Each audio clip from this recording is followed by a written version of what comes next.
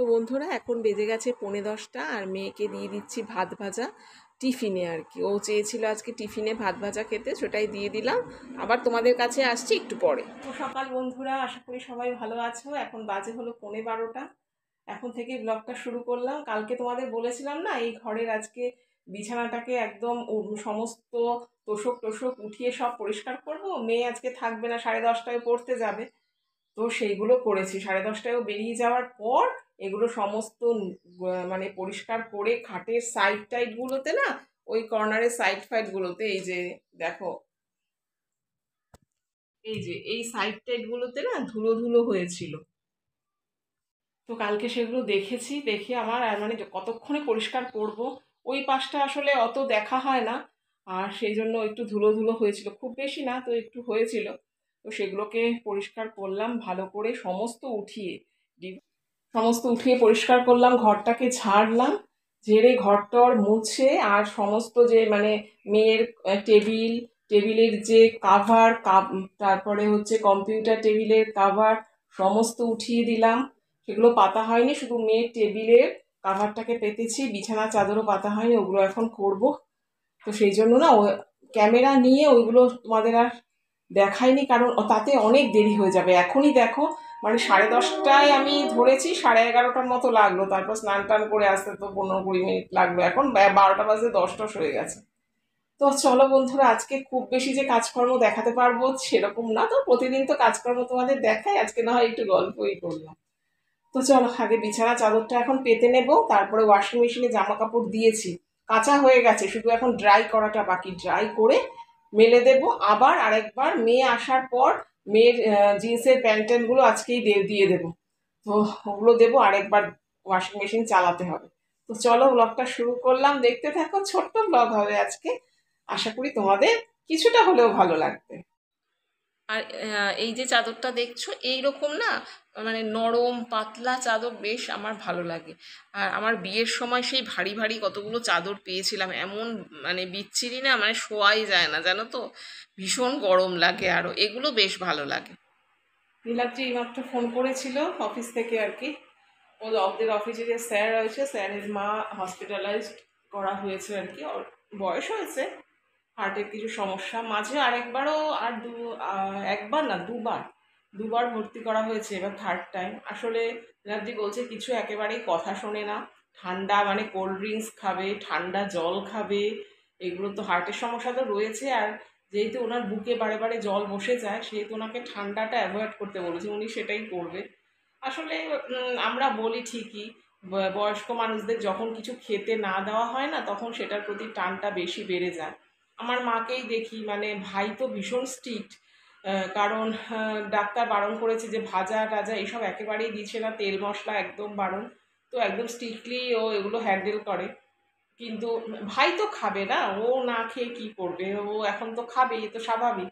তো আমি গেলেই মা বলবে ও খায়, কচুরি খাচ্ছে আমাকে দিচ্ছে না।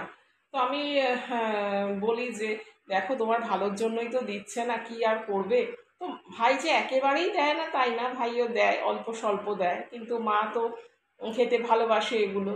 তাই ওই মাসিমাও এইরকম অবুঝের মতো করে। মানে একদিক দিয়ে আমরা হয়তো ভাবি অবুঝের মতো করে, আরেক দিক দিয়ে ভাবলে ভাবা যায় যে সত্যি ওনারও তো ইচ্ছে করে খেতে। আমাদের বয়স হলে আমাদের যে কি হবে কে জানে।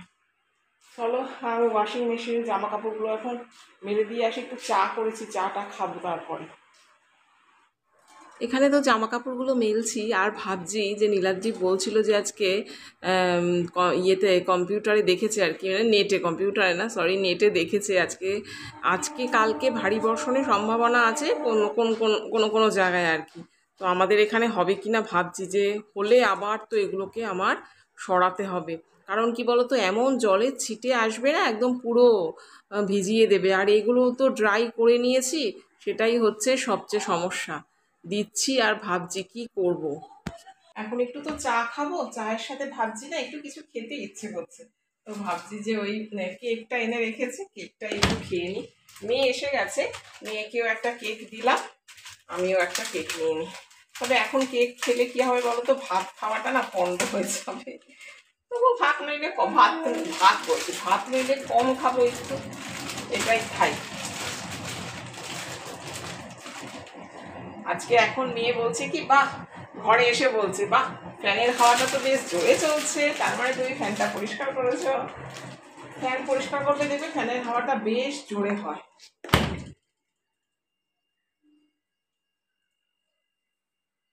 এখন ভাবছি কি বলতো, দ্বিতীয়বার যে বলেছিলাম না যে ওয়াশিং মেশিনে জামা কাপড় দেবো, ওই দেখো 1:30 বাজে, তো এখন না ভাবছি দেবো না, কারণ এখন দেবো না, বিকেলবেলা দেবো, বিকেল বা সন্ধেবেলা দেবো,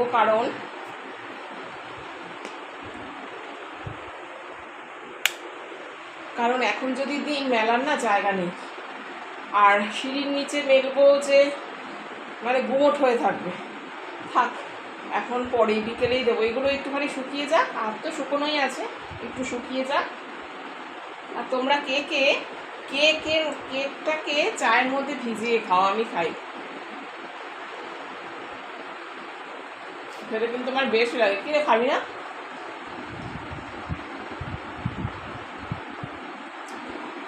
তোমাদের তখন বললাম না যে এখানে জামা কাপড় দিচ্ছি আর ভাবছি যে খুব বৃষ্টি হলে কি করবো, আর তার কিছুক্ষণের মধ্যেই মুষলধারে দেখো বৃষ্টি চলে এসেছে। বৃষ্টিগুলো দেখতে পাচ্ছ কি না জানি না।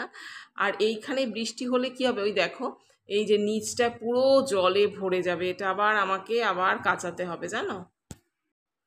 চলো এখন রান্নাঘরে চলে এসেছি, একটু গাজরের বড়া করব, মাছের ঝোল আছে, তো শুধু তো মাছের ঝোল দিয়ে খাওয়া যায় না, আর পাঁচমিশালিটা করেছিলাম সেটা নীলাদ্রিরই হয়ে গেছে। আর এমনি বেশি করিনি, কেন মেয়ে খেতে চায় না তো, সেই জন্য আর বেশি করিনি। আর দেখো এখানে কিভাবে করছি, আমি গাজরটাকে গ্রেট করে নিয়েছি, আর এখানে লবণ দিচ্ছি, হলুদ দিচ্ছি, আর কাঁচা লঙ্কা দেবো, আর দেবো হচ্ছে ময়দা। এইগুলো দিয়ে বেশ ভালো করে মেখে নেব, জল দেব না। ওই গাজরটা যে আমি ধুয়েছিলাম সেটাতেই যা ভেজা ভেজা আছে ওটাতেই হবে। তো ভালো করে মেখে তারপরে কড়াইয়ে তেল দিয়ে, তেলটা গরম হওয়ার পর বড়ার আকারে দেব, দিয়ে এপিটো পিটো করে ভালো করে ভেজে নিয়ে তারপরে একদম ভাতের সাথে গরমা গরম খেয়ে নাও। দারুণ লাগে খেতে, আমার খুব ভালো লাগে গাজরের বড়াটা। এটা আমি আমার শাশুড়িমার কাছ থেকে শিখেছি, ভীষণ মানে আমারটা দেখে আবার আমার মা শিখেছে। মানে এত ভালো গাজরের বড়াটা, মানে আমি কখনো বিয়ের আগে গাজরের বড়া খাইনি, মানে শ্বশুরবাড়িতে এসেই কিন্তু গাজরের বড়া, পোস্তর বড়া এগুলো শ্বশুরবাড়িতে এসেই শিখেছি। তো এখন দেখো যে যা যা বললাম সেই সব উপকরণ দিয়েছি, দিয়ে ভালো করে মেখে নিচ্ছি, এখন বড়া করে নেব। আর মেয়ে স্নানে গেছে, অনেকবার বলছি মেয়েকে স্নানে যা, একটু ধমক দিলাম, তারপরে গেছে স্নানে, স্নান করছে, ও বেরোলেই খেয়ে নেব। আর এই গাজরের বড়া দিয়েই না আমার খাওয়া হয়ে যায় জানো তো, এত ভালো লাগে। তোমরা এর মধ্যে পেঁয়াজ অ্যাড করতে পারো, তো ভালোই হয়, তবে আমি কোনোদিনও পেঁয়াজ অ্যাড করে দেখিনি, কিন্তু অবশ্যই ভালো হবে, পেঁয়াজ অ্যাড করলে তো ভালো হবেই, সেটা তো বলার অপেক্ষা রাখে না। তো বন্ধুরা, আজকে ভিডিওটা কিন্তু আর বেশি বড় করব না, আজকে ভীষণ টায়ার্ড লাগছে কেন জানি, বুঝতে পারছি না। তো গাজরের বড়াটা করব, তারপর মেয়ে স্নান থেকে বেরোবে, আমি আর মেয়ে খেয়ে নেব, তারপর ভিডিওটাকে এডিট করব, তারপর পোস্ট করব।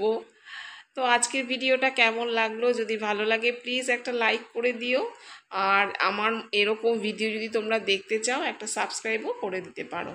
তাহলে চলো আজকের মতো তোমাদের কাছ থেকে বিদায় নিচ্ছি, তোমাদের সাথে দেখা হবে আবার কালকে আরও একটি ঝলমলে ভিডিওর সাথে। তাহলে আজকের মতো টাটা।